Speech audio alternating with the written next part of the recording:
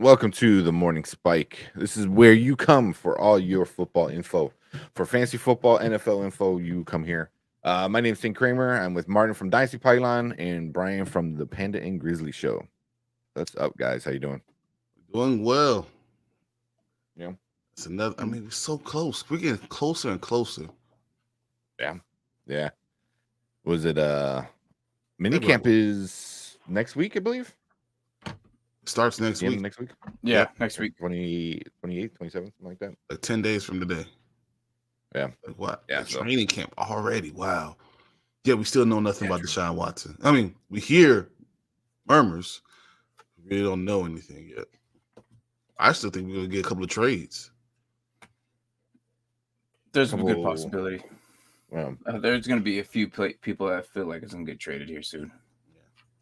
I'm still waiting on Jesse Bates.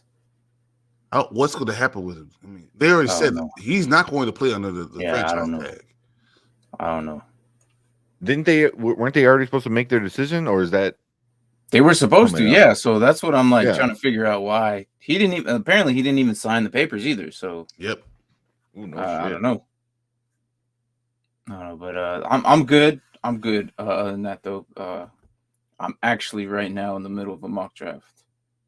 So just like a regular day. Okay, I got you. Stupid. already freaking starting, bro. Well, no, look, so to be fair, it is literally 8 o'clock in the morning where he is, and he's already doing a mock draft. He's already the 5th round in, 4th round in? I am actually. I'm actually in the 5th round right now. Which is stupid because I messed up.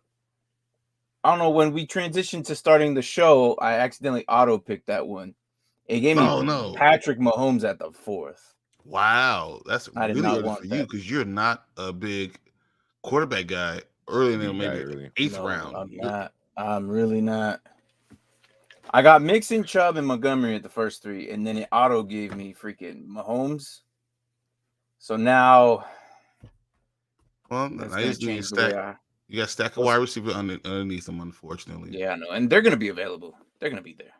But speaking of receivers, we're doing receivers today, so yep. Yeah. Real quick, I wanted to plug a few things. So if you're not on Twitter, go follow the Nerd Huddle on Twitter. You get all the updates for everybody. So I'm letting you know when Dynasty Pylon's live, Panda Grizzly, Spoiler Kings, all that stuff. So make sure you go check out Nerd_Huddle. So we're over there. I'm trying to get that going a little bit, which has kind of been helping, which is pretty good. You know, I think some of the hashtags I've been using for some of the shows have been doing good. Actually, that's what I'm doing right now. I was making a tweet.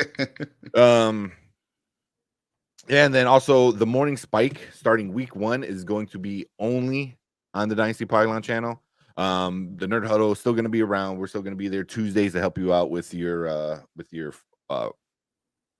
what's that freaking waiver wire pickups and stuff like that, as well as talk some Bears news and cry every Tuesday, as unfortunately we're going to. Yeah. I hope you guys didn't watch a Bears episode. Well, yeah, Brian, I feel what you feel. So these overview videos that we're making, you know, the further and further we get in depth, you know, kind of gives me an outlook of what we're doing, right? Mm-hmm. The further and further I got into that episode, I just kept getting more and more and more depressed. I honestly would not be surprised if you guys are team number 4 in that division. No, I mean, I at this point right now, the more you look into the talent and the fact that there's lack of talent. Right now, we have our strong side linebacker is not even an NFL player. That speaks volumes. Like not your backup. Your starting strong side linebacker is not an NFL player. That's what we got right now. We don't know. We don't have a right guard. There's nobody. You guys don't have a line. I mean, we got people in position. I don't know. You don't know what someone's going to turn into, but we have nobody at right guard. Like on Justin Field is behind. Is a stick of butter. That's what he's behind. And everybody's gonna go right through it. Like I know. I think our Yeah, center neck. and left guard are gonna be fine. Whitehair is a professional left guard. You know, Dozier, whatever his name is, Patrick, whatever, it's gonna be a fine center. But everybody Oh, else, Lucas Patrick. Lucas Patrick, yeah. Everybody else does not look good. You know, unless he could throw, unless he's like Tom Brady, you know, and can just throw the ball in like 0.1 seconds. I don't know what's going to happen. It doesn't matter. Yeah, I mean that's what I've been saying. I mean, this year is all about. I know, you know, getting into it, but it's all about surviving. The Bears just need to survive this year because next year we're gonna buy the best O-line. We're gonna buy the best wide receiver. We're gonna buy a good defense. Like that's just what's gonna happen. They just need to protect. Most of your money's going to go to that line. At least it should be, and it better be. No, I think it's both sides. I mean, we have over $100 million. It's going to be both sides. But our defensive line is not going to look that great either. It's nothing to write home about either. So. Yeah. I think if you can get a left tackle, a right guard, I think the O line will be set. Because right now, like you said, you got Dozier and not Dozier. He's there too, but Whitehair and Patrick. Yeah. That's it. You're 2/5 of the way there. And we have 9 rookies. So we'll see. But well, speaking of wide receivers, the Bears has got a wide receiver, which we kind of been talking about a little bit. I know Dynasty Pylon did a last minute, right when you guys went off air from your regular show, like 5 minutes later, the news came out. And you went on, you talked about it, and then obviously we talked about it on Panda and Grizzly. He's probably not going to be fantasy relevant. But what's his name? Harry. Not going to be fantasy relevant, but maybe next year. Maybe next year is he going to be a little bit more? I'd take a stab at him in the last round. You think so? Yeah, why not? Yeah. I mean, I think my last pick. He's not gonna have time to throw the ball, so it doesn't matter if he's a good player or not. I mean, he connected with Mooney last year. So I don't know. Maybe I don't know. You never know.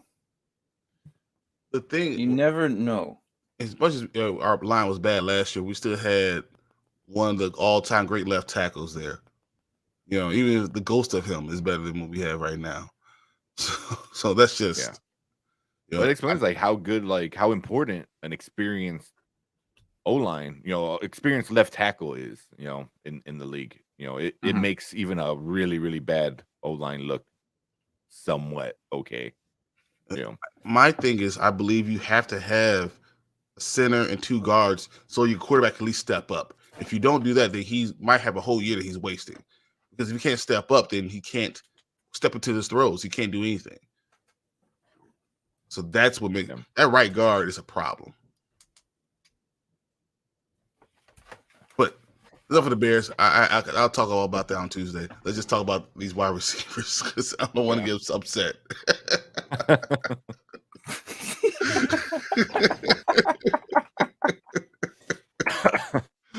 You want to see a destruction of a football fan? Go back to 2-3 weeks ago. On Panda and Grizzly when we were talking and Brian I think finally realized it's not going to go well. By the end of the episode, you saw in The Simpsons, and at this moment, this is when his heart broke. I'm sure you can find that moment in that episode. That's how we felt. We kept going and going and going, and we're like, this team is not going to do good unless Justin Fields is Superman. And one of these rookies become something special on the line, like all pro special. I don't see how this is going to go well at all. I don't. I hope. Real quick, so I know. Well, Martin said you were doing a draft right now, right? And we were talking a little bit before we went live. Mm-hmm. So if you notice somebody in the draft, I'm not saying somebody in that draft is doing it. Just in general, when you're doing mock drafts, if you notice somebody's doing something different, very different, do you say they're being stupid, or do you chalk it up to they're trying something experimental? No, isn't that the whole point of mock draft? Because if you go in and do a mock draft and you do the same exact thing every single time, then what are you doing? You know what I mean? If you're doing the same exact thing every single time, then you're doing what you're gonna do on game day, which I get is what you want to do. But also, don't you want to throw in like, well, what if I try There's picking different up this person strategies. a little later? You know, 0 RB, you can try that. You can always try. yeah, the 0 RB. I mean, It's- like legit. Not yeah. For not me, like, it changes if you're doing super flex, tight end premiums, Yeah. IDP, you know, 3 wide receiver sets, which I'm leaning towards the 3 wide receiver sets. I kind of like that idea. It's more realistic, honestly. Yeah, it is. It Yeah. is. You know, you got your 2 running backs, one quarterback, 3 receivers, and a tight end. So I kind of like that idea. It depends. Like if you're going into the same freaking thing every time, either 10 team, 12 team, and you're doing the same thing, like what are you at least changing your draft spot? Or you know, like would it matter? Because for me, I'm changing draft spot every time to see if I can still kind of sort of land the same guys, just to see where everyone's value at. And I'll do that a couple times, but then I'll change it up and start getting different guys. So it's oh, he did fall to me. Sweet. Sorry, I got Sky Moore with Patrick Mahomes. But yeah, and I that was a late rounder. So, but yeah, no, you just got to change it. Like for me today, right now, I ended up getting auto drafted at the 4th round with Patrick Mahomes. I don't ever get a quarterback that early, but now I had to change my strategy. I'm rolling with it. So now in my mind, I had to figure out if I can still get a stack with MVS, Juju, or Sky Moore. One of those guys are, you know, to try and get them. So, yeah, it changes, and I feel like the more you change it, the better you get, because you now see what people are kind of seeing where the ADP of these players are going. Yeah. Okay. What's your least favorite like format, like between Superflex or? All right, look, I'm really old school. I really am. I started, you know, paper drafting when I was a kid, so it was way before online started. I don't like Superflex. I just to me, when I'm watching a game, I see one freaking quarterback on the field and one QB only. For me to have 2 of them, it's just weird to me. Now I get it, you know, it's fun, you know, the value of these guys going up and whatnot. But it's like I don't know. I really don't. I don't like it, because when I feel like I'm playing, even in Madden, you rely on the one QB or anything like that. It's always one QB that you want to rely on. Where here you can have 2 QBs. It's like, well, that one QB can save you the entire week because your other one did crap. Yep. And I don't like that. But again, I know that's what we're changing it to, and that's just the way it is. I don't like Superflex at all either. It just doesn't make sense to me to have 2 quarterbacks on there, and then your depth is nothing, you know. And like it's like you get 12 team with Superflex, you know, you have nothing if anyone gets hurt. It's just I don't like the idea of it. Just doesn't make sense to me. So, yeah, it loses its It's like inflation. It's like I'm going to inflate all these numbers just because I'm going to throw another quarterback in there. Like, no, this doesn't make any sense. Yeah. But I mean, I get it. You know, it's adapting. People like having the Superflex. You get to play every player. You know, now you see how hard it is for the waiver wire. Like your waivers change determining on how you go throughout the season. Like there will not be a quarterback there for you if you don't get 2 to 3 of them. Yep, you have to get 2 or 3. You have to get. You might have to go early. A minimum. Yeah, Josh Allen's going 101 easy, in Superflex drafts. You know, and I get it. You know, it's a Superflex. You put a quarterback, you put an extra quarterback. But for me, it's like, nah, dude. Like I'm okay. I'm okay with the one. It makes sense to me because I can rely on just the one and build around him. So kind of the same concept. So I'm about to finish up my mock draft. Well, I feel like with Superflex too, you lose like that. I was thinking like that risk of like, oh shit, what if my quarterback gets hurt? You know, it's like an easy out almost. It's like an easy out. You know, and if that's your thing, then whatever. But for me, I don't know. It's a little too much. Even for me, like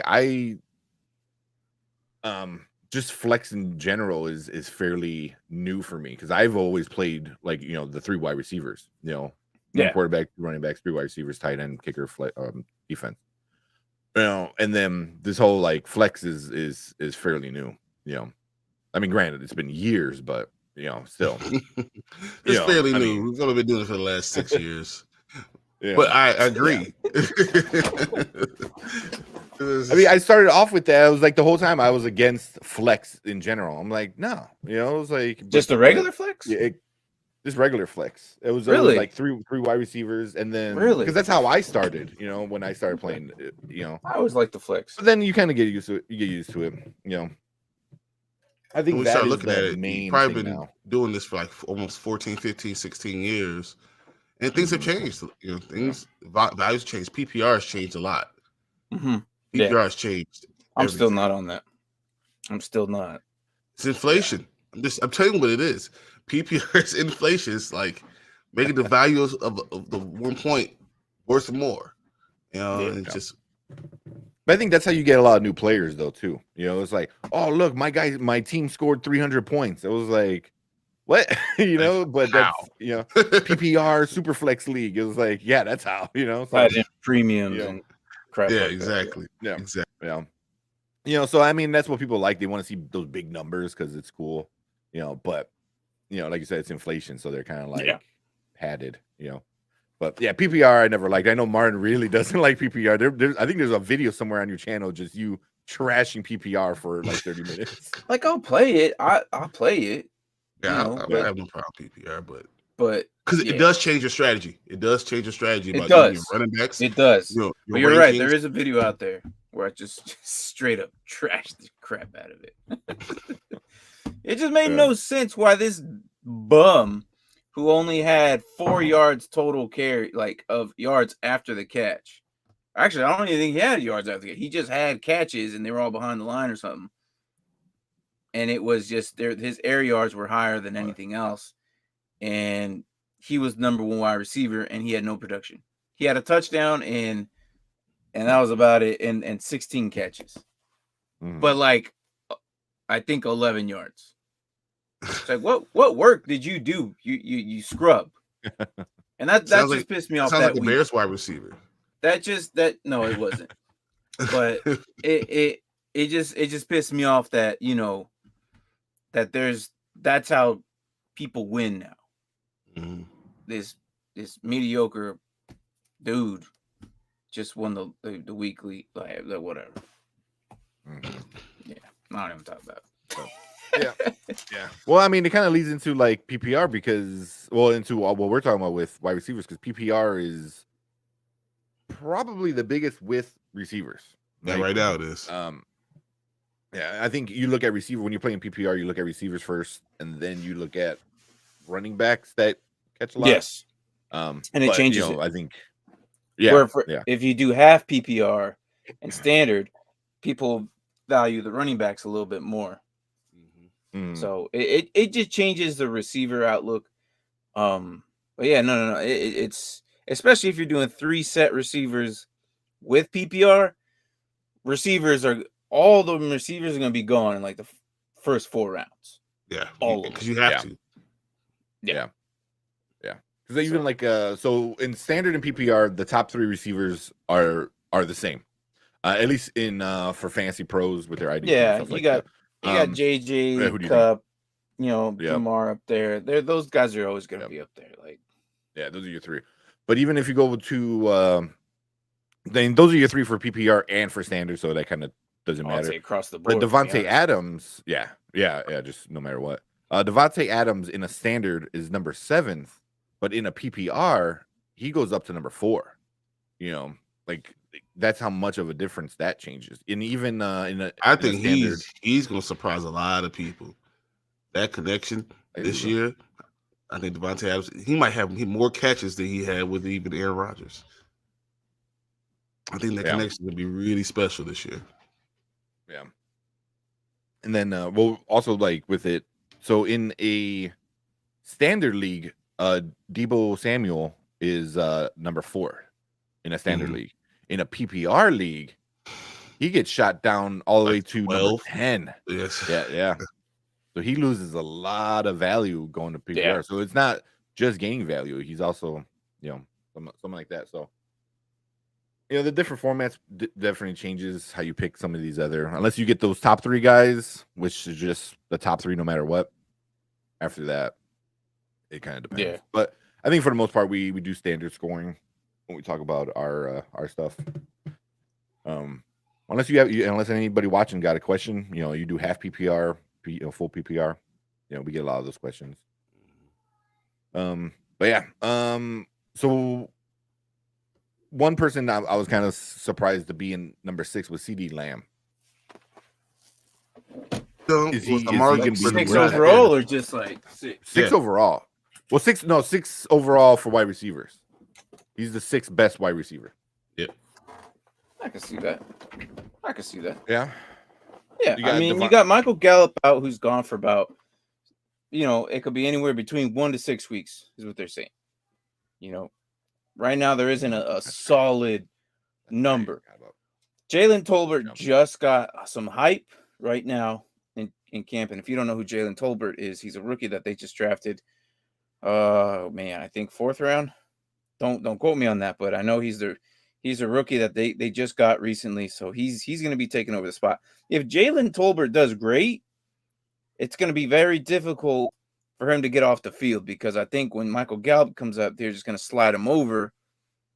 But Dak is going to have targets up the wazoo. Tolbert, yeah, he could be really good. I thought that. Obviously, I'm looking for the Bears, looking for wide receivers. Jalen Tolbert came up on us a lot, and saying like this guy has a lot of talent. He's ready. He's ready. And he's on. You get him on the field, he's going to be someone who could produce for you. Yeah, so. And I think that with CD Lamb, it's going to be that year where a lot, like you thought last year was like, okay, this is the year he's going to have to break out. This is going to have to be that year. If that man is not in the top 15, a lot of people are going to fade him. Why? Because, he is supposed to be that number 1 now.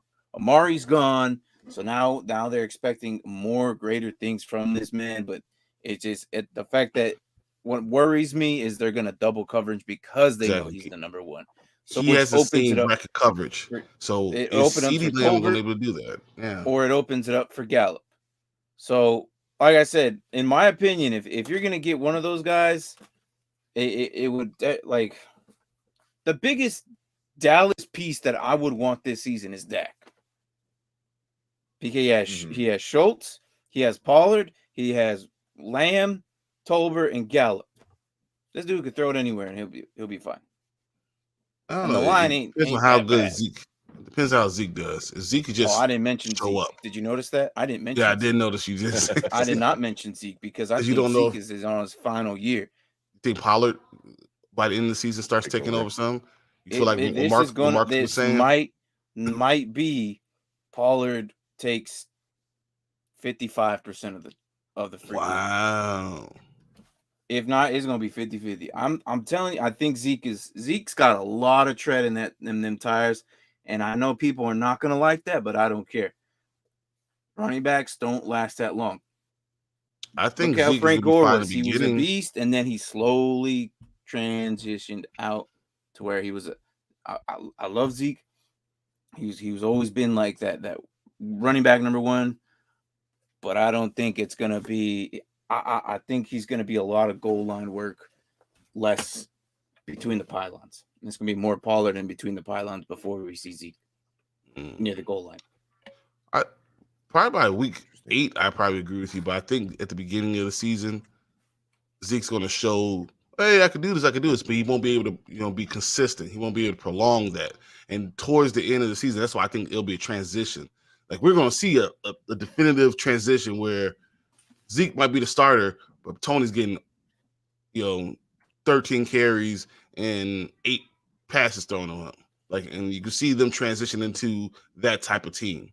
Zeke's still gonna get 10 carries or so, but just they won't pass him the ball. He'll be in there for pass sets, for blocking reasons and stuff like that. So you'll start seeing him transition from the definitive one to the power back. But I think that it comes later in the season. I don't think it comes right at the beginning, because right now Zeke knows how to take care of himself. It's not his fault he's going to start falling apart. He's going to look good, and he's going to probably have a breakout game within the first 4 weeks, and then it's going to all come back. And then next year, it's going to be the question: what do they do with Zeke? No, yeah, it's a health issue too. Like, he just can't seem to, stay healthy. Problems. Yeah. But I mean, this isn't the Dallas episode though, so I don't want to get too much into that. So I think this matters, but for your wide receivers, it really does. I mean, remember, they had the best wide receiver crew last year, and then Cincinnati kind of took that over towards the end of the year. But going in, it was all Dallas. These things change. Yeah, that's every year. Every year, it's like, oh, Dallas on paper looks like they should dominate, and then they don't. So hot in there, man. That's because you're in Arizona. I know. I hate this state, man. So real quick with that, I think you're right, because it's going to be hard, because he's going. Dallas is going Bucks, Bengals, Cowboys, Commanders, Rams. Those are the first 5 games. So by the end of the Rams game, I think Zeke might be kind of get into that empty mark, in the gas tank, because you're gonna run on those Rams. I think. Well, actually, no, you're not. You're not. Exactly. It's that's gonna be a game when on the Rams. It's gonna be all Tony Pollard. You're going to. I think that's when you're gonna start seeing the switch, because then it's Eagles, Lions, and by then I think you need to run on the Eagles. Yeah. No, but I think Zeke is gonna definitely drain himself going against some of those better. That's why I see why Pollard is going to be taking 50% of those snaps. It's going to be 50-50, because if they don't do 50-50, Zeke's going to die down.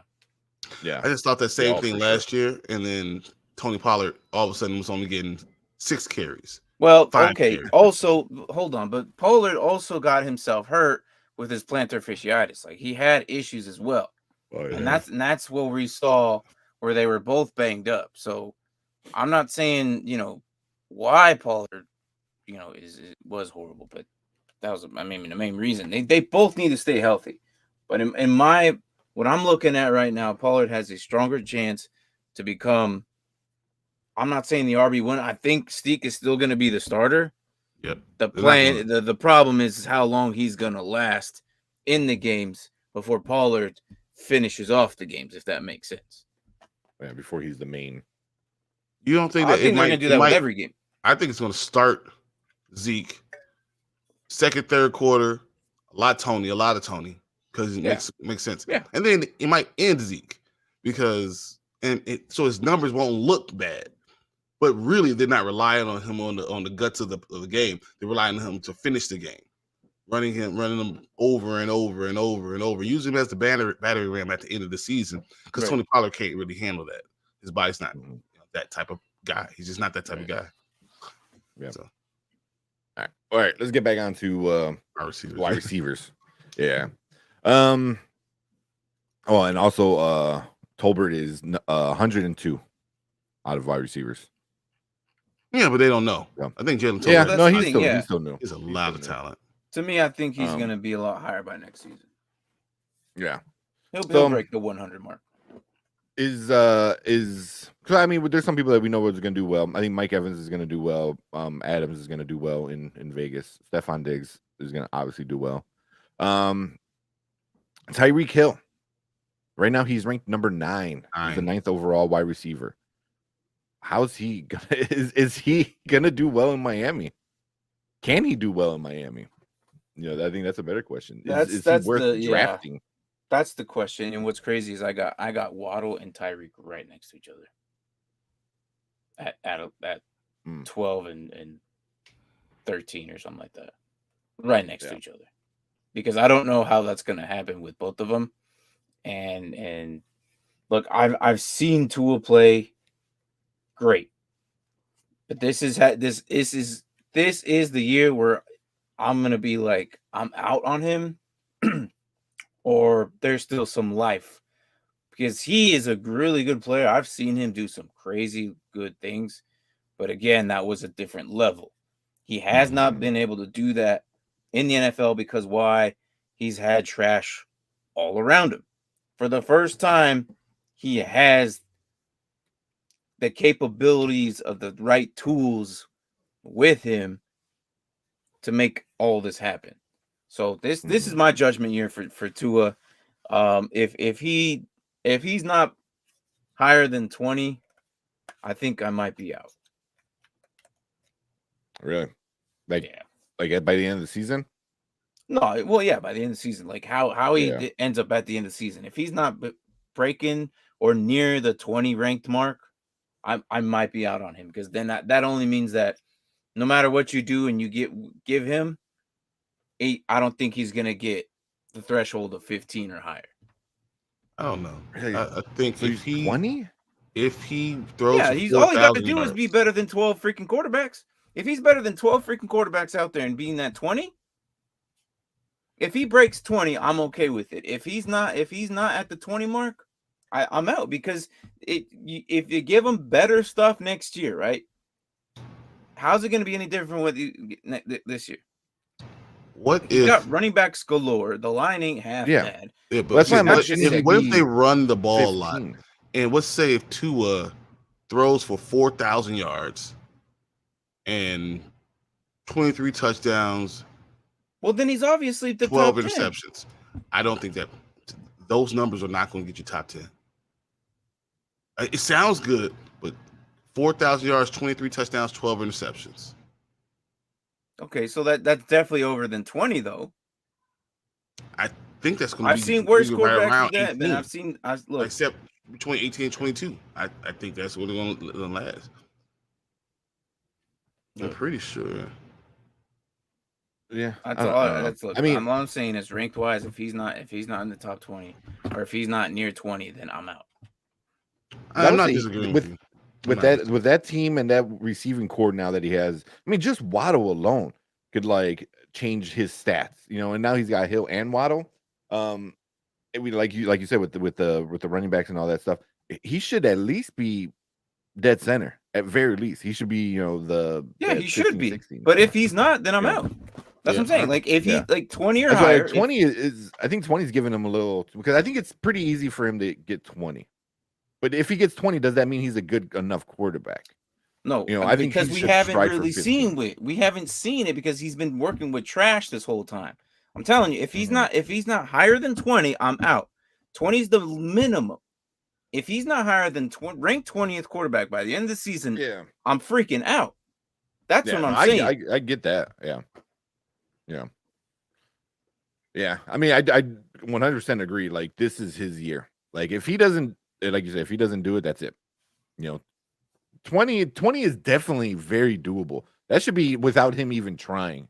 There's 12 other quarterbacks going ahead of him in order to do that. Yeah. There's 12 other teams. That's a quarter of the league. If he's not better than a quarter of the league, I'm out. If 20 is doable, then why are we talking about this? Yeah.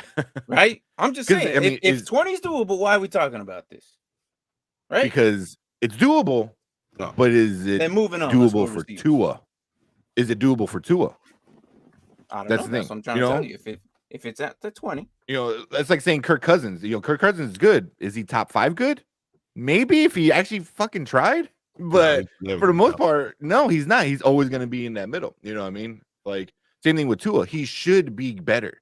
He should be easily top 12 discussion. And now you're saying, like, get at least 20 and you're good. We haven't seen it, though. And that's the thing. But I don't know. I'm still. Are you drafting him? Is he on your draft list? Or is any of is either Waddle right now as my second? I took him as my last quarterback. I just took him right now as my last quarterback. At the last pick, there was a 13-round pick. I took him as my last quarterback. What about Hill or Waddle? You taking them? I know you said have 15, 16, I think you said, or 12, 13. Yeah, I have him at 12 and 13. And DJ Moore just ahead of him. Why? Because DJ Moore gets 1,000 yards every year. That DJ Moore has been getting 1,000 yards somehow, some way. I don't know. It don't even matter who's back there. He gets 1,000 yards. I don't know how he does it. For the first time, he has probably the best quarterback he's worked with in his entire career. Now, this is why I put him ahead of him. But it's 11 DJ Moore, 12 Tyreek, 13 Waddle. Mm-hmm. I have Tyreek a lot higher. A lot higher. Okay. Where? 8. Who has a coach now who believes in him and will know how to utilize his skills? Flores obviously hated him. And that's true. Thank you, Brady. That's very true. But I'm telling you, like, and it doesn't matter. Also, they paid him $30 million. They're going to force feed Tyreek. They're going to figure out a way for him. He's going to have stupid numbers. And if you give Tyreek the ball in space, it doesn't matter what you do, who has the ball. He's going to get numbers. My point is that Tua could get 4,000 yards and have these numbers and still not be the answer, and them come to that answer. I'm actually on the other end. I'm saying he could get the numbers. He could get to 20 and still not be the answer. And when they realize we got to move off of this guy because of how much talent they put around him. I believe I think Tyreek's going to get 1,300 yards by himself. And I think Waddle gets 1,000 yards. That's 2,300 yards between two guys. So he can pad these stats, and I just don't think that's going to be the end-all, be-all. Because look at what Carson Wentz does. His stats aren't bad. He just can't play. You don't trust him at the end, and I think that's what you're going to figure out. Is Tua going to be a guy who's going to pad his stats? It's going to look good, but the eye test tells you he's not the guy. I think that's what we're going to find out, actually. Okay, so you're saying he's going to get to 20 because of the guys? Because of the guys, exactly. I don't know. That's interesting. But what makes you a good quarterback? The people around you, or I don't know, like you too, and you have the eye test. As I said, we look at Carson Wentz. Look at his numbers last year, guys. His numbers are not bad. Mark, I can't hear you. I want to argue. I apologize if you guys can't hear me. We are not talking about receivers today. Clearly, yeah, I know we went way off. This is no. We're gonna change thumbnail. This is look. Tua, I understand where you guys come from, but I'm just saying at minimum, he has to break 20. The only reason I put 20, because that schedule that he's playing is not the easiest in the NFL. It is not easy. Mm-hmm. And this is why I'm giving 20 at minimum. If he does not break the 20 mark, then I don't know what the hell. Because he has everything lined up for him to do it this season. And I've seen him do it. I've seen him do some really good stuff in Alabama. I have. But it has to. This is the year. If he does not do it this year, I'm completely out on him. I usually give up these guys about 3 to 4 seasons, and if they don't do anything within those 3 to 4 seasons, at least once, I'm out.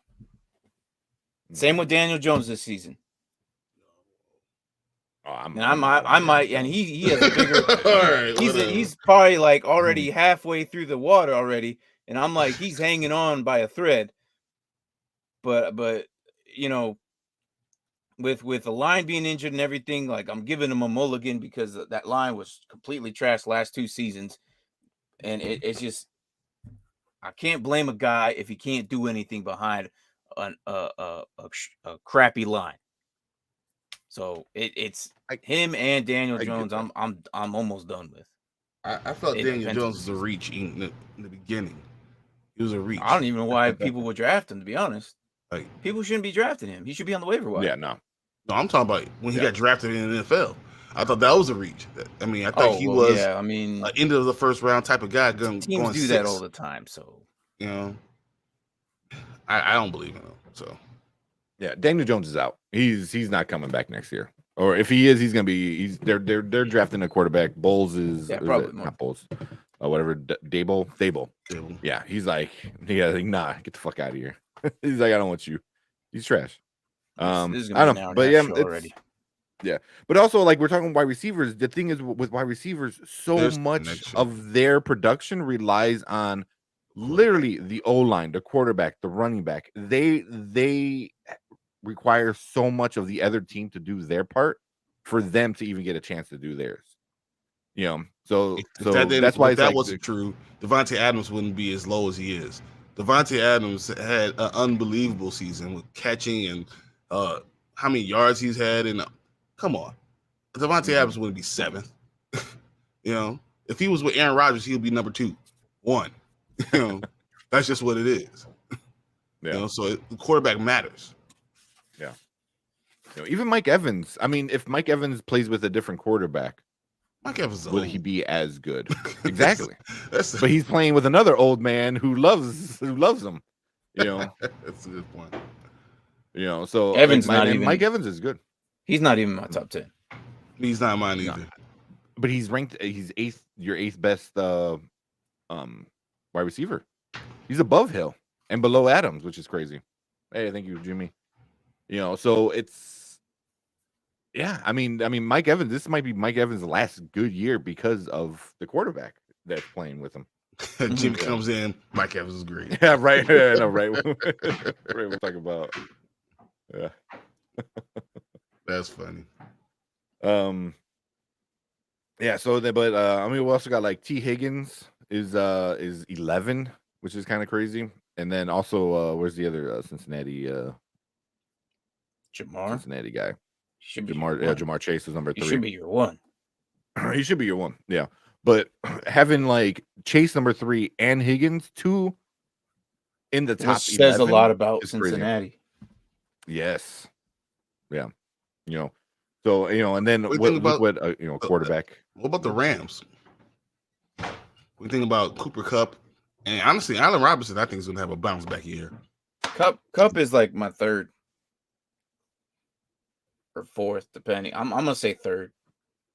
I got Jamar Chase, JJ, and Kupp, and then Lamb right after that. I got JJ, Kupp, and then Chase. Okay. I mean, yeah, I probably got Chase number 1 just because. Look at JJ's numbers. JJ, yeah, it's hard. It's hard to deny JJ. The stuff that he's doing is taking people an extra year to have the same numbers that he has. The numbers he's had in 2 years is what people have given 3. Mm-hmm. Just he's in Minnesota, so no one's really looking at him. But come on, yeah, what JJ's doing is special. Yeah. Looking at some other ones like Mike excuse me, Mike Williams is 14. DJ Moore they got at 15. So and even Metcalf, they have Metcalf at 17, but his ADP. But you know why? ERC is dropping. You have to have a quarterback. If no one gets him the ball, I got him like at 15, 16. Yeah. I mean, he might still do stuff because it's Metcalf, so you just run a screen and he can probably get you. That's gonna be difficult as hell. Have you seen? Oh yeah. Have you seen this quarterbacks throw the ball? It's like, run a screen. No, like Geno Smith is he. We've seen him do it like on a few plays last season, but it was only a few plays. Other than that, he was being chased the entire time and throwing interceptions or just doing. The problem was with crap plays. When teams able to prepare for Geno Smith, they're going to kill. Yeah, Geno Smith is a backup quarterback. If you don't know you're preparing for him, then you're good. As soon as you know who he is, you're not going to be good. You don't want to have him. That's just what it is. And if he's going to be your starting quarterback, Tyler Lockett, you could be pushed down to the 20s. Yeah. DK, you could be 19, 18. It don't matter how good your wide receivers are if your quarterback is trash. Mm-hmm. So I think that just not having Russell Wilson there is going to affect them more than anyone knows. Yeah. Speaking of, the first let me see. We're Denver. Sutton is number 19. He's the highest Denver wide receiver right now. Makes sense. Yeah. Just have He's a Russell above Wilson Waddle. changes it. Goes Jake Locker. Change it for Russell Wilson. You go from 59 to 19. That's what happens. The thing that I think is going to happen, I think that DeAndre Hopkins is going to have a bounce back year. Even having a 6-game suspension, I still say D-Hop gets 1,100 yards and 12 touchdowns. Damn. With just 11 games? Well, I think Kyler Murray's going to need him. Well, I think you guys did your Arizona overview the other day. Yeah. Right, Martin? You had I think you guys had them between 8 to 10 wins, right? The Cardinals? Yeah, something like that, yeah.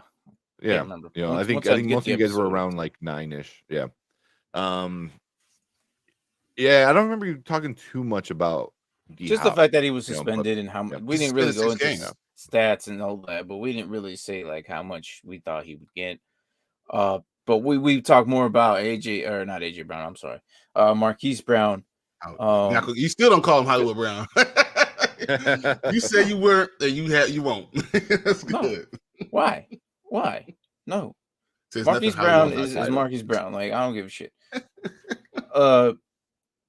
He's gonna have to fill in some big shoes, but when he gets back, Kyler Murray's numbers should be going a lot higher because now he's gonna have Brown, Hop, and Moore, who's still working his way in. He's not a bad receiver. He's just still kind of getting himself acclimated. I know last year we saw a good amount of him at the beginning, and then it kind of died off, and then something injured. I think I'm not exactly sure, but I think they'll be fine. I think Hop getting 11 to 12 is gonna be difficult.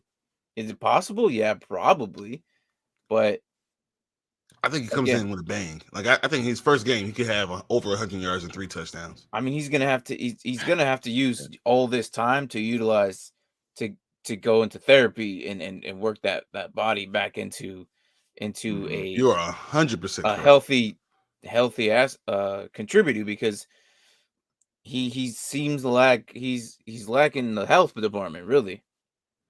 Especially but when he plays, even time he played, he still did unbelievably well. Just about getting him to play. Yeah. He plays, and you give him 6 games to the season. Now he has a shorter season. I think you're going to see real vintage type of D-Hop. I'm not saying next year he's going to be, the number 1 receiver. I'm just going to say that this guy, less games is going to be less is more for him. Yeah. Oh, yeah. I can see that. Where do you guys think he's ranked in wide receivers? At least according to Fancy Pros. 40. What about you, Martin? I'm sorry, which one? D-Hop. Where's he ranked in wide receivers? Like for draft wise, or for like end of season, or fantasy? Like draft wise. We're talking about drafts. Like draft wise. Yeah, like a standard league. Where's his rank? Brian said 40. He's the 40th best. Yeah, I think a lot of people are gonna fade him because of those 6 games. Yeah. So yeah, I don't see why not. 40 is not. I don't think 40 is a bad number for him. He's gonna finish with production in the top 18, I believe. 40. Someone gets him at 36. 30, okay. I would say him around between I see that 25 to 40. Like it's gonna be maybe not early as 25. I would say about 30 to 40 around there. And that's just I mean, you're not too far. What's up? No, I was saying you're not too far because they're in tier 5. And tier 5, because they break in like different tiers. Tier 5 is 28 to 39. That's their ranks. Okay, all right, yeah. But they have them towards the bottom of tier 5 at 36. So you were dead on in that area that you guys had. Both of you said to run there, but yeah. I mean, it makes sense. I just think that his production is going to end up being.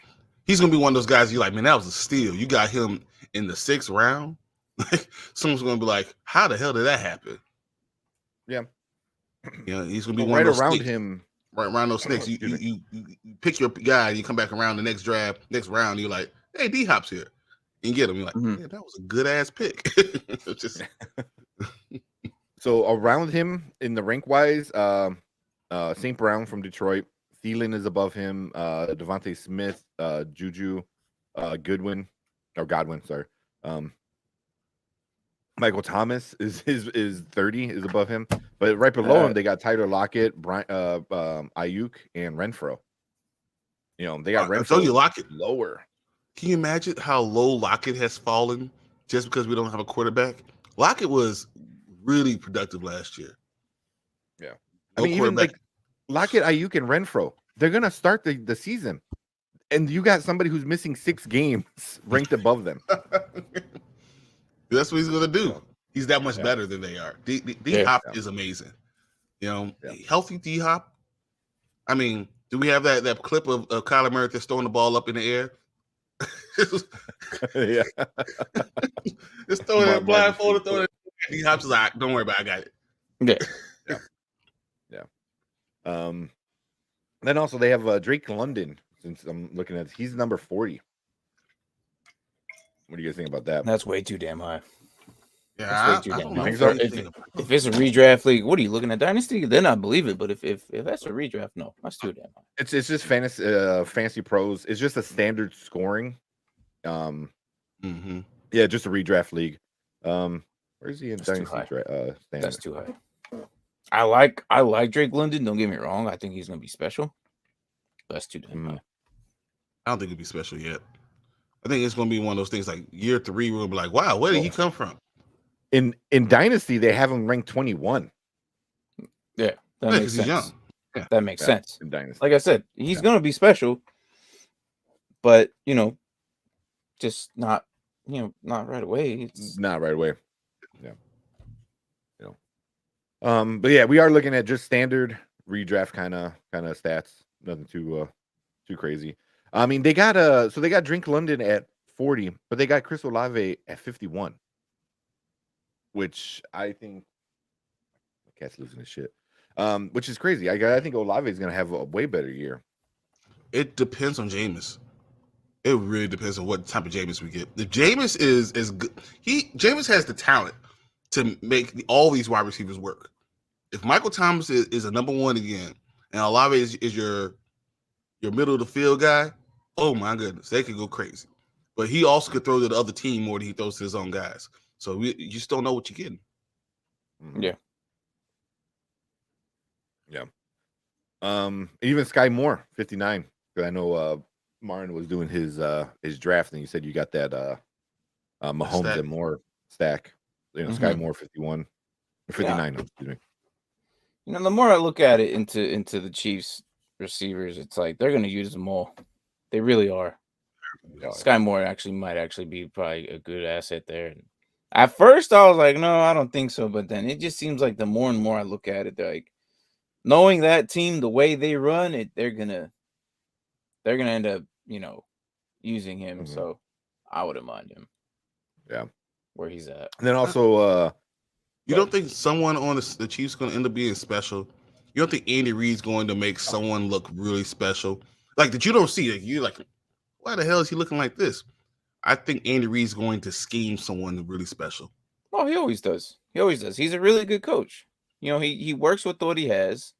Give him mediocre guys, he'll make mediocre, guys look a lot better than what they are due to his, he evaluates his talents. And that's what's good about him.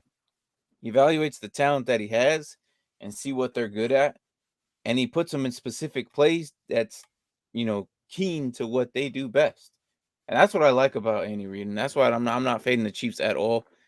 Yep. Getting knocked off number 1. It's gonna be tough for them holding the number 1 spot in the division, but the Chargers are gonna be right on their neck, like right on their tails. All of them are. I mean, Denver's gonna be. I mean, that's just gonna be a crazy division. I mean, I'm saying Vegas is gonna be 4th, and I still think Vegas is better than most of the teams in the AFC.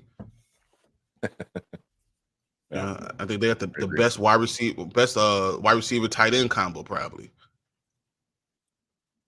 It's what it is. And I think Carr can he can do it. I think he's not going to put up, I don't think, crazy numbers, but he's going to do solid. I think he's going to play to his strengths, which is definitely something other people don't do. Like they try to, I don't know if that makes sense. Like they try to be more than what they are, and then they start messing up and looking bad.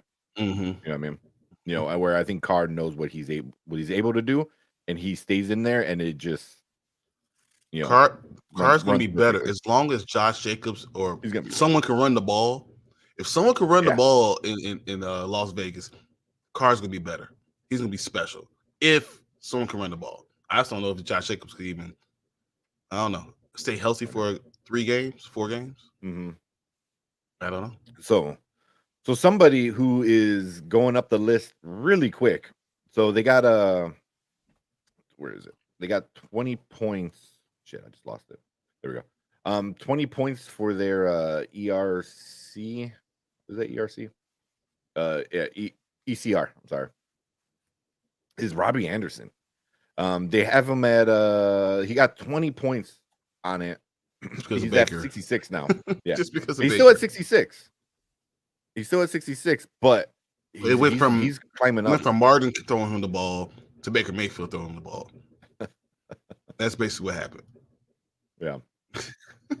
You say you throw the ball better than Baker Mayfield? No, but I don't know why I'd be even considered that. I'm saying that's throw the ball better than Sam Darnold. Yeah, exactly, because it's Sam Darnold. That was horrible. If you two are on the I'm gonna say if you guys were both on the playground, I'll pick you first. That's all I'm saying. Yeah. I still wouldn't trust myself at quarterback. That's one position I probably would be like stay. You know what's crazy is like I remember being third string. I'll never know.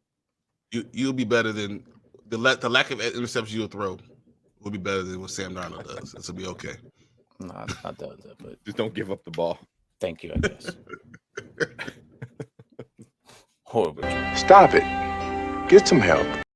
Thank you. Brian, go away. Just stop it. You know what? I don't take this. I don't know. I mean, there's some other guys on here that I think for the most part, everyone's here who's supposed to be here. Allen Robinson, 25.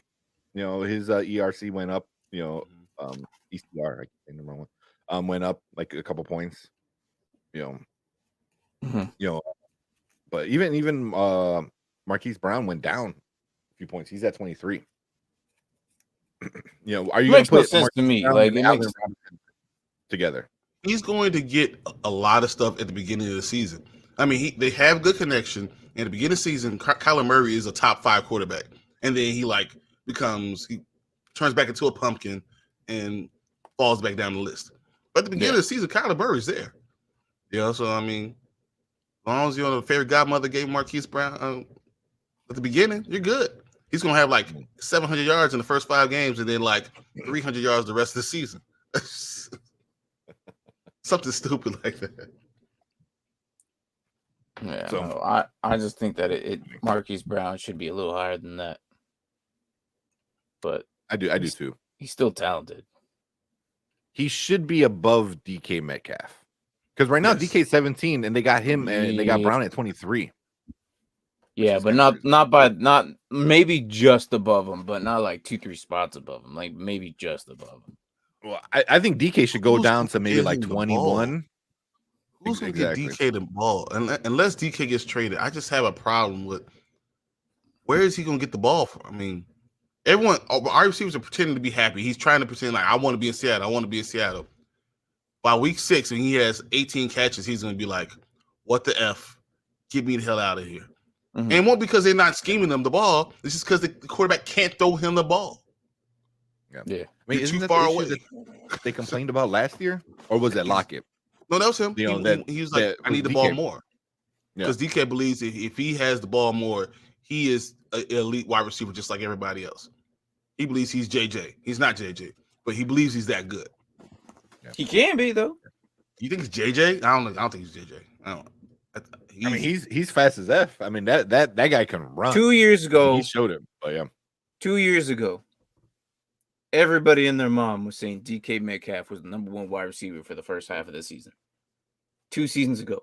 Without a doubt, everyone was saying DK Metcalf and Russell had the best connection in the entire NFL, and that was going to happen for years. That without a doubt in my mind, he's going to be the wide receiver number 1. He's still not wide receiver number 1. If they draft someone with at least some good talent, I'm saying that because there's a very possibility that they are the number 1 draft pick. And if they get Bryce Young or CJ Stroud in there, I'd say year 2 maybe, or halfway through the season, they might build some type of connection to be a lot better than what they have now. He's a free agent. I'm just saying, if they sign him, if they sign him, I don't know what the future tells, man. It just, yes, you do. Look at your crystal ball. No, well, yeah, predictions, but I don't know about contracts. That's another crystal ball. Look, I don't know what's gonna happen, but I think that he's a very capable. All I'm saying is he can be a lot better than what we're labeling him as now. No, I love DK Metcalf. We all know I love DK Metcalf. I'm just saying what he's playing with right now is not going to be a good season for him, which is terrible because he's going into his free agency season. Mm-hmm. And that's why if I was him, I would be requesting somewhere. He'll ball out. Wherever he goes, he'll ball out. Yeah, he is a number 1 receiver. I think Justin Jefferson is special. I think Justin Jefferson, I like him more than Jamar Chase. So that's how high I put him. But I'm just saying, DK is a top 5 for me, talent wise. Mm-hmm. Mm-hmm. I mean, he's a legacy. He has the size, speed, all of that. Like, can you imagine DK in Baltimore? That would be a scary place. I mean, DK in a lot of places would be really scary, but I'm saying Baltimore because they have no one there, so he just walks in and just be like instant number 1. The thing is, like, if they do get the number 1 draft pick, like Martin's saying, and they go after one of these, like, QBs, is DK gonna want to risk it, or is he kind of? Is he? I mean, I wouldn't either. But is he gonna be like, all right, cool? Yeah, he might sign somewhere else. Yeah, but he's for sure leaving. But yeah, like you said, you never know. Money talks, though. I don't know. Like, yeah, but I think the Cowboys will offer him money. I think Baltimore will offer him money. I'll put anyone with a younger quarterback and a lot of money. Oh, we're going to offer him a boatload. We'll I don't think he's coming to Chicago, but I think we're lower down the list. Only way we're going to get it is if we trade for him. But I think if he goes to Baltimore and Lamar Jackson's there, and man, and he throws a great deep ball, and DK catches a great deep ball, and that could be a special connection. Mm-hmm. And why would you not do that with a defense that's ready made for the Super Bowl? And imagine how good that division is. They were already good. Imagine how good that will be with him. So that's why, I mean, if I'm a free agent, I'm going there. Yeah, especially if somebody with his talent. Yeah, I mean, he's going. Is he going to be the number 1 sought after wide receiver next year? So as soon as the season's over, they can start going. They can start signing and stuff like that. I don't think he's signing with Seattle again. Is everyone gonna throw like the kitchen sink to try to get that man? Is he gonna be like the number 1 free agent next year? Damn, you know what? I'm gonna throw an offer for him right now in my dynasty league. I mean, because I think next year it's going to be nasty. It's going to be nasty next year. I think Debo's going to get a good offer too, but DK's better than Debo. Yeah. Wait. So Martin, you have Debo doesn't want to run the ball. What? Debo doesn't want to run the ball. No. So Martin, so you have DK or you want to get DK? No, I don't have DK, but I'm thinking after what we're talking about now, I think right now is probably you're still gonna have to pay. But I think right now would be a cheaper price for him. Yeah. If you throw a single first, I think you might be able to get him. That's exactly what you get. A single first. Rather if you wait next year. I'm talking about Dynasty, because if Dynasty now, like I'm thinking about this right now. Like I'm good on receivers, but if I could get DK and throw a single first with one of the receivers I have now, I'm more than willing to do that. And then I'll probably end up being just have him there on the bench all year and then wait till wherever he goes next season. I'm willing to take that risk because he's still young. Being So 23 years old and being that fast and that big is just weird. that's humanly impossible. It's A lot almost of people- impossible. Yeah. Yeah. You know, not- Do you fear that because he's so big that he might not, run out of his body? No, because Not with wide he'll receivers. transition to a yards after the catch guy, not the speed type. Like let's take Drake London. All right, that he'll transition into a Drake London. And I know this is too early to say this, but like if you watch Drake London in college, he's not fast at all, but this guy is a monster. He catches the ball and he'll truck people. He is a wide receiver running back. Like he catches the ball. And he'll fight for yards, and I love receivers like Treylon Burks is a little bit of mix of the both. And I know this is I've been watching a lot of rookies film lately. I know I can't really compare to veterans right now, really, but because a lot of them DK, you're talking about Megatron, but that's why I think exactly what I was I thinking. think of Megatron, Calvin Johnson, DK, mm-hmm. the size, the speed, the skill. And I think about even when Megatron retired, he still was probably your top 3 wide receivers in the NFL because he's just that good. Yeah. You get caught with a great quarterback. I mean, DK could be a Hall of Famer if he makes his right decision. If you make the right decision next year, Hall of Fame trajectory. Yeah. I don't think wide receivers built like him get beat up like somebody like Derrick Henry. Derrick Henry's beat like a beast, but he gets beat up because of what his job is. Where like somebody like Megatron, even DK, they're not going against other like monster men. You know what I mean? It's a lot of one-on-one kind of out in the middle of the field. Being that big is hard, so that's why like Megatron retired early. Yeah. Michael Irvin, another guy who's like that, retired early. You know what I'm saying? Like, you don't Megatron see guys retired early because he got effed over by Detroit. But it's also because when you're 30, 33, 34, you can't do it the same way. It's hard. But Michael Irvin got beat up because he had to go in the middle of the field, but he's that same type of big hulking type of guy. That's what makes Michael Irvin special because he touched you, you fell off 5 yards. I worry about that, but that's for DK still that still gives you 7 to 8 years. Yeah, at least. So Martin's saying right now a first round straight up pick for DK.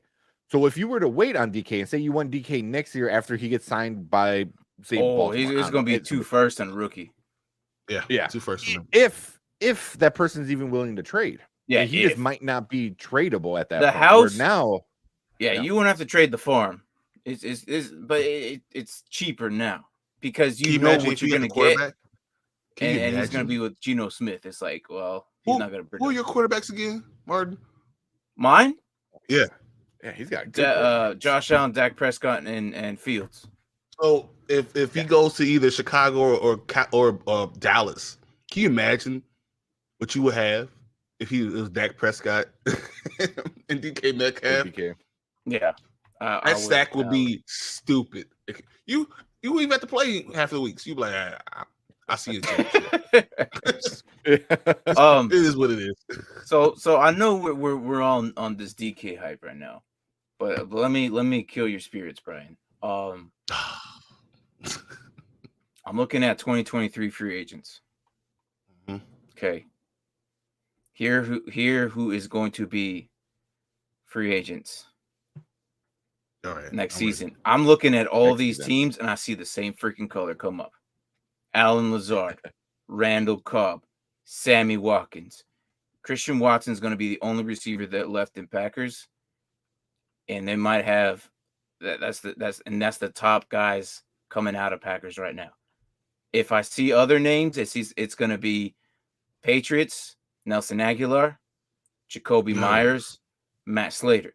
Well, actually not Matt Slater, but those are the top teams I'm seeing right now. That are losing people. Yes. Wow.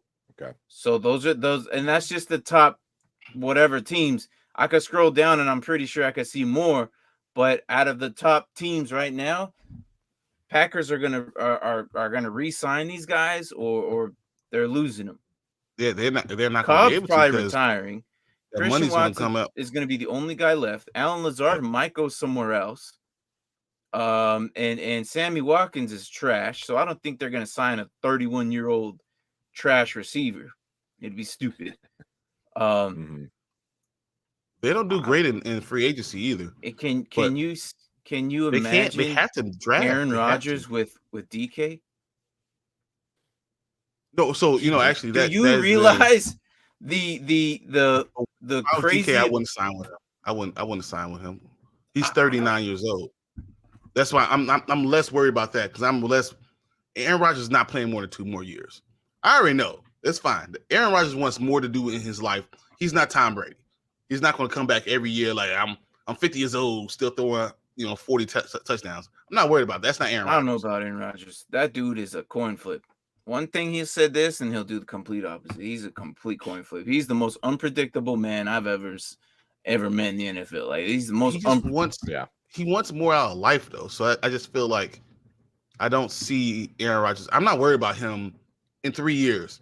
I don't think I don't see him as Tom Brady. Okay, well then what about mac and cheese and DK? I don't like that. All right, but it's a very good possibility. Look, I see Patriots, Packers. I don't know if DK is the type of guy that was going to want to go to the Patriots. Why not? You got the Bill best Belichick coach way. in the NFL. With the young quarterback. N'Keal Harry. It's the same thing. Like, do you really want to be under wow. that type of thumb? He is not that type of thing. He's not the same guy, but I'm saying, do you want to be under that type of thumb, that type of culture? Yeah. Sometimes you might not want to be like, culture. like, hey, all your fingernails need to be trimmed exactly the same. Everyone's in bed by 9. It's like you don't want to live in like that kind of. I would much rather go to Baltimore. I don't know. Yeah. Well, I have a good coach, a good quarterback who knows how to throw the ball deep, and I could still live my life. I would much rather be there. Yeah. I mean, and that's come out of New England, where like you can't have a personal life during the season because Belichick won't let you. Like no. Like wife, you don't need a wife. You play football. Like, I mean, that's why Tom Brady's probably the way he is now. I mean, it makes sense, but I don't retire. Can't retire. If I'm looking at where I these want to go, teams, and that's the highest ones I see. Green Bay is interesting. I don't see it happening because of money, and also I don't know. I mean, will DK want to be there? Because in a couple of years, Aaron will be gone. Aaron's going to be gone. They he's going to retire or go to LA. Adams, so why would DK go over there? They can sign him. They could trade for him, and this season could be a nightmare. But I still see him walking at the end of the season. Mm-hmm. Yeah, that's why I'm less worried about Minnesota, because even though Mond is there, Kirk Cousins is the guy, but eventually Kirk Cousins is going to be gone. So, like, honestly, the real danger in our division is Detroit. And they already spent $122 million on their offense. So, I'm not worried about DK coming to our division. And $150 million. They're into $150 million on their offense. Yeah. I'm not worried about DK going there, but I think I see him AFC, East, North. I could see either one. He'll be 26 by next season. So he has to win now. Yeah. This is time. This is it. Next season will be it. Yeah. So if say next year, if Zach Wilson has an unbelievable year, I could see him go to the Jets. If the Bears have an unbelievable year with Justin Fields, I could see him coming to the Bears. You go to whoever has the best young quarterback that you feel like is going to be there. That's where you go. Can win for at least 3 next, seasons, like 4 or 5 years. Yeah, exactly. Yeah, exactly. Yeah.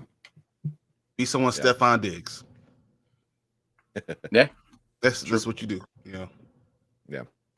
He's gonna be interesting going forward. Let me know. Let us know if you make that trade offer, man. I might make that trade offer. I might. The thing is, I'm in a win now mode. Mm-hmm. And if making that trade might potentially mean I'd have to get rid of some of the. I don't know. Yeah, you're thinking about it, which is I would drop a rookie for that. I don't know. Well, because if I were to do that, my team that would have to like. See, I am thinking about this now. Yeah, because you have DJ Moore still, if I remember your team correctly. I got DJ Moore, Pittman, Michael Pittman, yeah. Brandon Ayuk, Gabriel Davis, Kadarius Toney, Ayuk will Jalen be Tolbert. on the train already. Jalen Tolbert and Treylon Burks. But because I like the rookies, I will have Brandon Ayuk on the train immediately. Or even what about Tony? You know, is Kadarius Toney like gonna be more of an issue than anything? Look, he's Brady says you're not winning this year, Martin. Go for next year. I wasn't planning on being in the playoffs or anything last 2 seasons. This year I'm running for it, but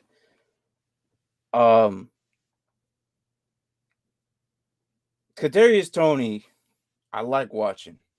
He's a fun player to watch. The issue is that dude is a child. He's a freaking child, and he needs to understand that this is his life. You got to put your NFL career before your rap career and whatever you got going on. Because watching him, he is an ankle breaker. He is a human joystick. Like that dude knows how, like he'll cut jukes 2, 3, 4, 5 guys before he even gets tackled.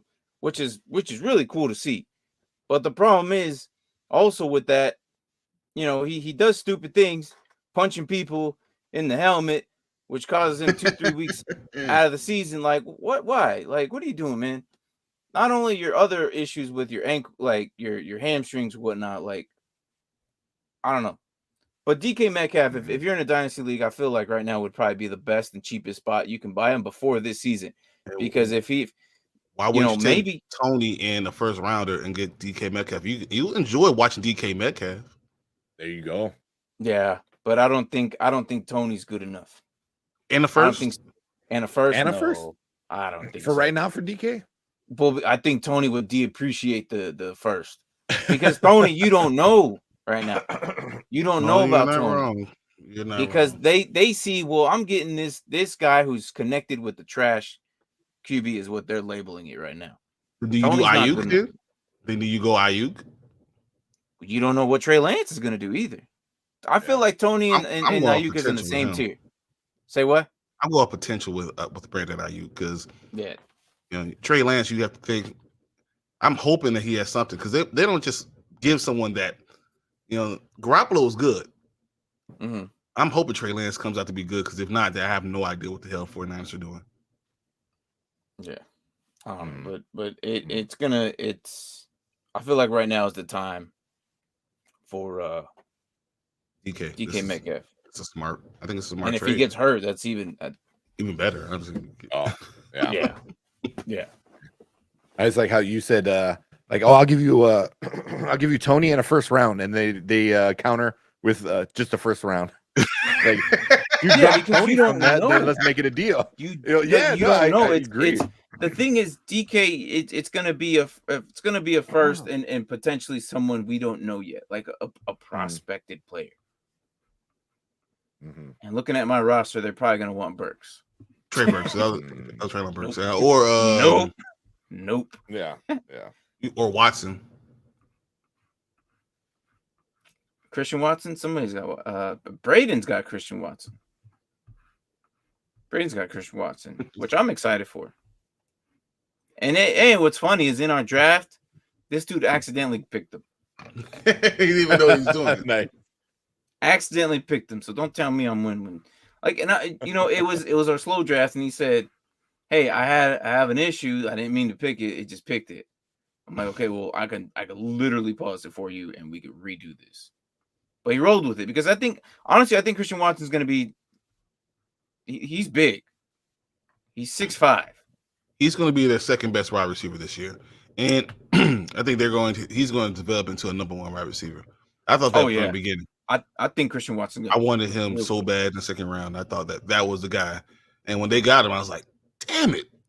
Yeah, Green Bay he's going to be a real special player in my opinion, because I loved watching him in the Senior Bowl. That dude was fun to watch. He was my favorite receiver in the Senior Bowl. And I, like I said, I've seen Senior Bowls, and every single time they do good in that team, because think about it, that is the best of the best of the best in college in that game. And if they excel there, I have no worries about them being great in the NFL. And I feel that way Christian with Watson, skills. I don't know if I feel that way for linemen, but skilled players, yeah. If you do well in the Senior Bowl, I you're think good. Christian Watson gonna be real special. I got a question for you guys. I know this is kind of a little off topic, but did anyone else see that Jamarcus Russell interview he had with what are those three guys on YouTube? He's still alive. The Pivot podcast. No. The answer is no. I did not. He talked about everything, about him being drafted, about basically the team not wanting, half the team not wanting him, and Al Davis wanted him and was giving him all this stuff. The team not preparing him. They traded away all the older guys, the vets. He said that would have helped him develop. He said he just felt like they really just left him out to dry. And he said, I'm the biggest bust of all time because they made it happen. Like I had no way. I never learned how to play football. I was just a really good, on the field. So he had no leadership guidance. He had no guidance. He said my uncle died the night of the draft. Like he's like all these things were happening to me, and I had no one to help me put my head on straight. Then they changed coaches, and they bring in on these other guys. That obviously didn't Al coach Davis wanted to play die during that time too? Exactly. And he's like, I didn't just become a bust just because I came a bust. Basically, all these circumstances just added up to me just not having any support. And saying, and the more he talked, the more you heard he had, he's coming from nothing.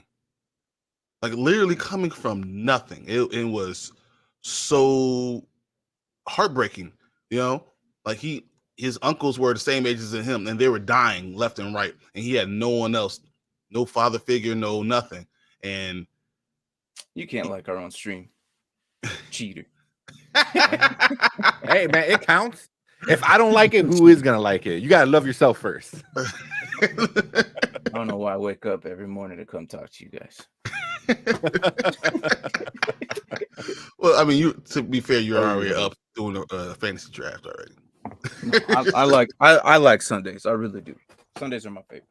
But no, the more I saw that whole thing with Jamarcus Russell, it was just made me realize how important it is where you get drafted and being supported. Because these guys coming out of college are kids. You're not adults. They're kids. Yeah. Mm-hmm. And they don't know how to be professionals. And that's what really determines what you become in the NFL. Mm-hmm. If you have a chance, check it out. That Jamarcus Russell interview was really interesting. On which podcast again? On the Pivot podcast. Pivot? Yeah. Okay. I'll listen to it. Is it like, well, it's obviously a podcast, right? So yeah, it's a pretty big one. Okay. I'll probably listen to it while I'm working today or something like that. Is it only on Apple though? No, it's on YouTube. Oh, YouTube? Okay. But I'm saying you're like, what the heck? Oh, I see it now. Okay. All right. I'll give it a whirl. Just listening to that, and it kind of gives you the insight into these unbelievable athletes are going into the NFL, and why do some succeed and some fail? Why is it such a hit or miss thing? Some of it. So something that you should really check out. Okay. I like listening to stuff like that where it's like kind of it pulls back the curtain and you see like behind the scene kind of stuff, like kind of like, because like whenever you hear like NFL, you're like, oh, these guys get paid millions of dollars to go play a game and blah blah blah. I was like, yeah, they get to do what they love for work, but also it's like how much of everything affects them outside, wife, mother, family, kids, stuff like that. So like I enjoy stuff like that, kind of like reminding them like, hey, we're still human. Yeah, granted, like exactly what they say. We're still human. Just because I'm on your TV doesn't mean I'm not still human. I mean, Ryan Clark is there with Fred Taylor and Channing Crowder. So it's entertaining. Fred Taylor is amazing. But you see Ryan Clark on ESPN all the time, so you know he's good. He's polished. But them bringing guys in and they're really being honest about how the NFL really works. And if you want to know how a locker room is, watch those guys. It was really interesting. Check that out. What the hell? I'm trying to pull up Braden's freaking team. Can't. Oh, he's talking trash in here. I need to look at his team. I blocked you. He's like, you sit down. No. I don't know, man. Is there anything else? It was supposed to be wide receivers. I think we got into wide receivers, but like I said, talking about wide receivers without talking about who's throwing them the ball is kind of like having a half of a conversation. Like exactly. Yeah, DK is great. It's DK possible. is amazing. It's possible. I mean, you could, but then it kind of becomes, to me, like a half a conversation. Because like what we were talking about, DK, great running wide receiver, but Geno Smith is throwing the ball. So how much is he worth this year? So stuff like that, Exactly. So that's why I think we got off track a lot. Where a running back, we can kind of bounce around easy with just how good a running back is. We said I'm the only one claiming I'm in. Hey, I'm not the one claiming I'm in win now mode. Hey, I'm in win now mode. I have to shoot for playoffs now this season. I have to, because next season there might be some changes to my roster. Yeah, hey, Ayuk and Tony. Those are the ones gonna be. But they're not even like my main like. Yeah, I mean, they're not the main guys that I'm gonna rely on. Like, come on now. Yeah, but I will say this: if Daniel Jones does turn around, Tony's probably gonna be a reason why. Mm-hmm. Probably, because right now on the depth chart, he's wide receiver number 1, which is crazy. But again, like I said, that man needs to stop. Just be disciplined. That's why I thought about the Jamarcus Russell, because you said that being disciplined might not be something he knows how to do, and sometimes you need someone, a veteran, to pull you to the side to show you the ropes. Joe he might never got Randy Moss. We maybe not got Randy Moss if it wasn't for Chris Carter showing him the way. Like, look, I made all these mistakes. Don't make these mistakes. Do this, and then Randy Moss might be one of the top 5 wide receivers of all time. Yeah, 13th pick in the NFL draft. Come on, that's crazy. People just passing them up because they don't. If you don't have that stability, it's hard to get those guys sometimes. Right. Yeah.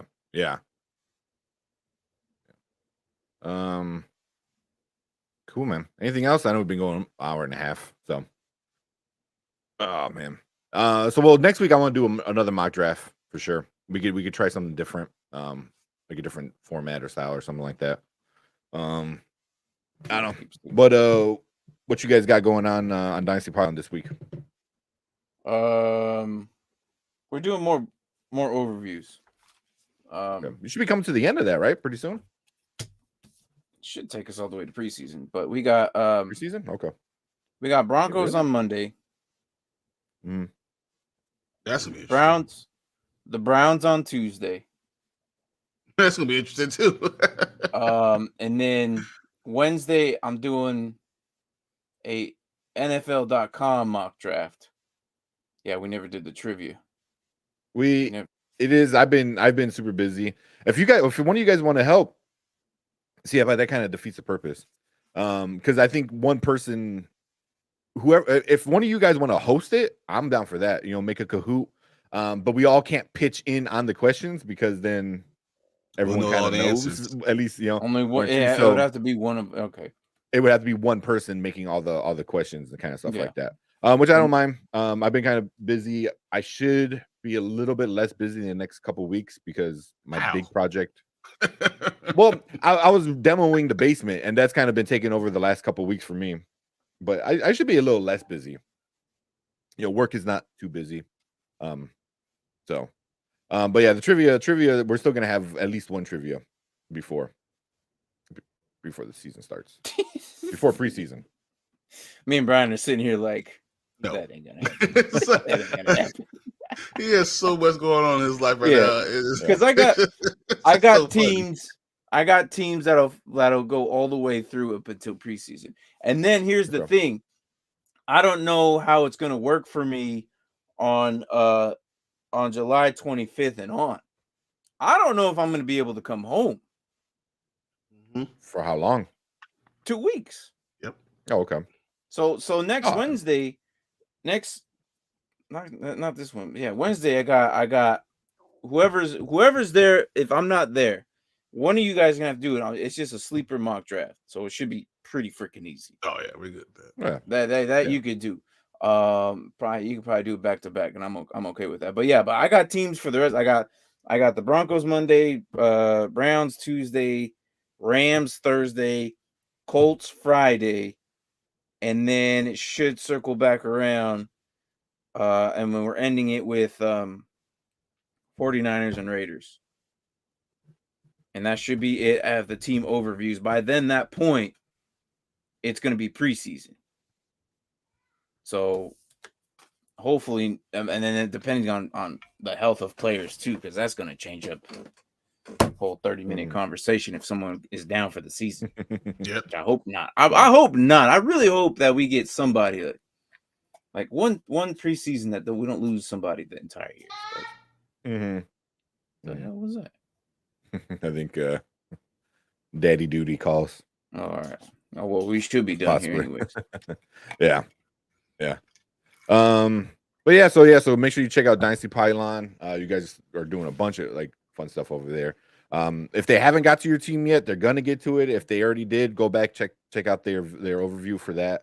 You know, all the mock drafts coming up and stuff like that. So super fun. The ESPN one was pretty fun that we did. That was a fun one. I'm surprised. I hated the ESPN one the most. It was a fun the actual format. Yeah, it sucked, but because you're trying to figure out stuff like that. But I think everyone had a fairly fun draft. I think it's because I don't have to think as much on mock drafts.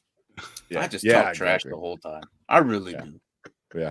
Well, that's what I did. I was talking trash. I'm like, who's gonna pick up Christian Kirk? And then like I'm not paying attention, and I got auto drafted Christian Kirk. And I was like, what the fuck, man? I was so pissed because it was on the I think I was like number 2, so it was on the snake around, and I wasn't paying attention because I was like talking in chat, and I turned around I'm like, oh shit, man, they auto drafted. I was like, I legit was laughing. I wish I had a camera on me because it was too funny. I was like, here's me talking shit, and then so make sure you check out Dynasty Pylon if you're over on the Nerd Huddle channel. They're doing all fantasy football, all kind of fantasy football, redraft, Dynasty mostly, and IDP as well. And IDP is really kind of picking up a lot this season. You know, I think it's going to be a big format coming. I definitely want to do a couple of IDPs this year. Yeah. Then also we got the 18 team Guillotine IDP over on Sleeper. So this one's hosted by Dynasty Pylon, and if you win, you get a jersey. So I mean, there's literally no entry fee or anything, right? So no, we're just like, hey, just like if you've never done IDP before, go ahead get yourself in that Guillotine League. The Guillotine League is it's fun. Because even if like you're scared that I don't know what I'm gonna do, like it's hard. At least you get an experience the first week. After that, it's going to be a competition of who's survival of the fittest, really. If you're not familiar with what guillotine is, it's basically going to be points based, and every single team gets knocked out. One team gets knocked out every week, so that's what the guillotine is. So no, we're going to free them out of the chat or anything. So even if they're out week 1, week 2. Oh, they can still hang around the watch chat, other teams and see what happens and stuff like that. So that's good. So like even if like the guy beats you week 1. You know, you can probably stay in there and talk trash until he loses, kind of thing. So, so that it's gonna be pretty fun. I do want to take that back. There is a entry fee. You have to be subscribed to Dynasty Pylon. Make sure you subscribe to Dynasty Pylon. Well, yeah. And then you can. I think we're all thinking money, but yeah. Subscribe there, and then And I'm sure you're gonna do a little segment here and there, probably on Wednesdays or something like that, on updating the league. So. Nobody's. If you want to see, I don't understand. Like it's a jersey. Give it time. I think it's gonna. How many people do we have right now? 8. 8. I got 10 more slots. Give me the Wednesday. We got this. I'm trying to find people like before I go to Like the random get right, people. guys. Yeah. Before I go there, because they're gonna fill that up in You know no what? time. I'm trying to get people who are unfamiliar with it. I'm trying to pull. I won't Mhm. plug it on Tuesday. Like, look, hey, you go do we can this. start plugging. If you're not familiar with it, that is the time to do it. Like, get yourself acclimated, because I think honestly, we were ahead of the curve, the time of IDP when we Mhm. first came out last season or 2 seasons ago. I don't even know how long we've been doing it. I feel like IDP is we're trying to promote it to get it growing, because the whole defense sucks. I've hated whole defense. This just makes no freaking sense to me. Stupid, especially in Dynasty. It makes makes no sense. Tell me how you really feel. What's stupid? Because in Dynasty you keep a whole team. Like Yeah. you basically keep a whole team for many, many years, and that team can be good for many, many years. It's like, well, this guy has number 1 defense for multiple years. No wonder he's winning. Where if you take that out, and you find a lot of Dynasty teams actually take the entire defense out. So why not transition to IDP? Draft your favorite linebacker and see how it goes. Maybe you'll like him. Maybe you'll feel maybe he sucks, and maybe he won't be your favorite linebacker anymore because somebody else will be your favorite linebacker. It's just fun. Also, I don't know about you, but most of the time, most leagues, they have it where it's defenses and special teams. So I don't know if like you had something set differently on your settings. Yeah, but usually that's usually what it is. No, but Yeah, so for you that, also like get, like- IDPs, the special teams player. So if you have a corner or a safety that also is a kick returner, those points still go to that player. Like if there's an individual special teams player setting, like I was really, really, really high last season, or was it 2 seasons ago, on Jabril Peppers. Mm-hmm. He was a starting safety. He was really good. He was like the captain of the team, and he was going to be really good. And he did punt returns. So I'm like, this guy's going to be perfect. I had Jeremy Chin as my backup because he was a rookie coming in. I'm like, I had Jabril Peppers as my main safety. But then it turns out Jabril Peppers sucks and was the biggest disappointment ever and pissed me off. And then he got hurt, so I dropped his ass like a bag of bricks. And then he came back and then performed at the end of the season. But by then I was already on the Jeremy Chin train. So I'm like, all right, whatever, dude. Like, get out of here. But yeah, look for that. That's what the special teams is. Okay. Actually, I'm making a tweet right now to join. What? A tweet over on Twitter. Oh, yeah. So plugging in, because then you get the hashtag IDP and hashtag IDP football. I'm probably you get some people. Tweet. I got a lot of stuff. I use the Nerd Huddle. I've been using the Nerd Huddle a lot more. Spoiler Kings, I made one for Spoiler Kings. So every time Spoiler Kings makes a tweet, I retweet it on Nerd Huddle. Anytime one of the shows, including Dynasty Pylon, goes live. So as soon as you make the channel or the broadcast, I'll make a tweet about it, like, hey, check out blah blah blah doing, So but yeah, so I mean the Nerd Huddle is kind of like everything filters through the Nerd Huddle. So if Dynasty Pylon does make one, then every time you make a tweet, I'll probably retweet it, stuff like that. Just gets more eyes, and you can add more tags and shit like that. That'd be interesting. But yeah. So I'm putting out, who wants to win a free jersey and you want to get into IDP football, then join Dynasty Pylon's 18-team Guillotine IDP League. So there's that. Make sure you check that out. Link is in the description for like almost every single video. So I think every single video for Dynasty Pylon, even Morning Spike, the link for that sleeper app league is in there. Yeah. So but cool. And then every Tuesday we got Brian and me doing Panda and Grizzly. So right now we're just kind of like talking Bears and getting into some other random stuff too. Yeah, talk about Bears and NFL news. Yeah, as the NFL's coming up, especially with the training camp coming up. I mean, we hear a lot of things. We're gonna hear about injuries. We're gonna hear about people doing stupid stuff and how it affects the entire team. We hear about suspensions coming up, so I mean, all that stuff is going to be important. So we'll talk about all those things on Tuesday. Yeah. Hear me cry a little bit. That. That's okay. Tear. Just one tear. But all right, cool. But I think that's it, man. So let's get out of here. Make sure also if you're on the Nerd Huddle, make sure you subscribe to Dynasty Pylon because starting week 1 of the NFL, Morning Spike is going to be just there, and we're going to give all your NFL fantasy football stats and questions are going to be answered over in the Morning Spike on the Dynasty Pylon channel. So make sure you go check them out, and then they're going to help you out throughout the rest of the season. Panda Grizzly as well are going to be helping you out. So fantasy football season is upon us, and I cannot wait. You think he's on a lot now? Just wait, guys. Just wait. Like we're literally, it's gonna get worse. It's gonna get so much worse.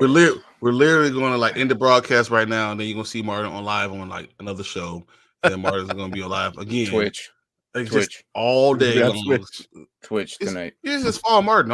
Wherever he goes, that's where you should go. That's what. Just follow Martin. I wish I had the picture that Sandy sent us last week because his whole house is green now. So no, it's not. It's a lie. So he can just he has a green screen wherever he goes, so he's good to go. Hurry up, man. Was it unfiltered? Before she wakes up. Oh, she's still sleeping. Yeah, it's not. It's barely 10 o'clock right now. What time do you guys get freaking? You guys just woke up just before the show. Yeah, right before. Yeah. She's about to wake up here in like 3 minutes. Hurry up. Let's get off before she starts joking. Get out of here. So the actual there you go. There's the room. Yeah. There's the link to join to go follow Martin over on Twitch. Get an unfiltered version of Martin. So yeah. Look, I don't cuss a lot here. I like to keep it professional. We'll see. That's I mean, I said there's always a video of Martin live. So at any point in time, no matter the time of night, obviously we saw it. 8 o'clock his time, he's doing the fantasy draft. He's already in the 3rd round. It's crazy. That's what he does. He wakes up at 6 o'clock in the morning. He decides what he's going to do. Yeah, you talk to you all 24-hour stream now. Just do a 24-hour stream. Do the true mission. That works out. Well, actually, all right. So funny thing you said, I'm gonna have something like that. Not like in the week. This is early as hell. I haven't decided when. During the season, I'm gonna host NFL Red Zone the entire time. But of course it'll be on the Discord because we can't live stream that and we'll get in trouble. But I will probably end up doing that. You got the green screen and everywhere you go, so it works. Yeah. No, like I'll be hosting and it's like a lobby on the Discord. So. Yeah, on the Discord. That'd be nice. That'd be super cool. I'll be doing which week I'll be doing that. I haven't decided. I think it'll be it's still too early to figure. I'll figure out what game. Yeah. Do that too. Yeah. But dude, I've been trying to do a 24-hour stream for years now, and I run into something going on where I can't do it. You about to run into something real quick. No, yeah. Now I don't even bother thinking about it. But I've wanted to do a 24-hour stream for a long time, and I really wanted to do a 24-hour stream. We almost could do it. Give Mark the night shift because that dude's a vampire. Give Mark. That's what I was thinking shift. Now. I wake up super early, or no, you whatever. We'll could do that. We could almost just do it because we have shows. We could just do all our shows on one day. Yeah. All right. Yeah. Look, I gotta head out. Yeah. Let's get out of here. But yeah. All right, guys. Appreciate it. Thank you guys, and we will see you guys next week for another episode of the Morning Spike. Later. Go Justin Fields.